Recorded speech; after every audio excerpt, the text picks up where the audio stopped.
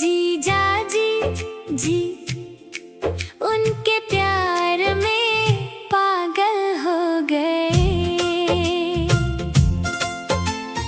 देख के मुस्कान उनकी घायल हो गए। दिन हो या रतिया बस नाम ही पुकारे। प्यार के रंग में पूरा ही रंग आ गए। गली गली घूमे खोजे उनका निशान।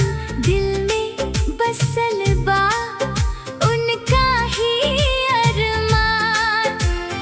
आँखों में सपना होठों पे गीत। उनके बिना लागे ना जीवन प्रीत। जीजा जी उनके प्यार में पागल हो गए।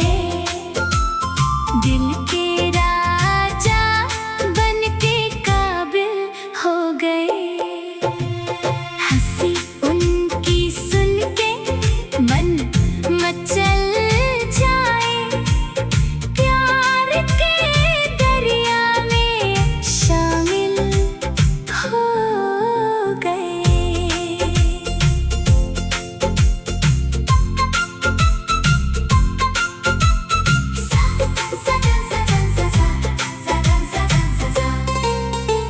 सावन के फुहार जैसे लागे उनका बात।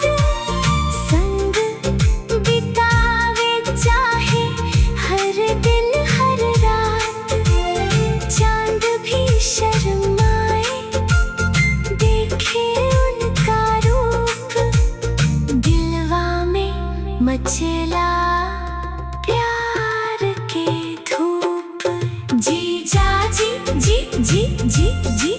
उनके प्यार में पागल हो गए। देख के मुस्कान उनकी घायल हो गए। दिन हो या रतिया बस नाम ही पुकारे।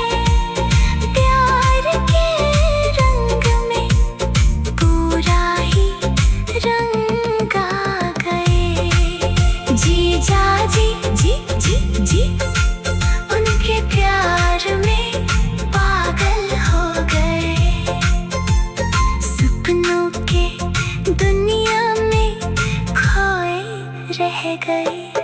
दिल से दिल के रिश्ता जुड़ ले जान। प्यार की कहानी बन गई पहचान।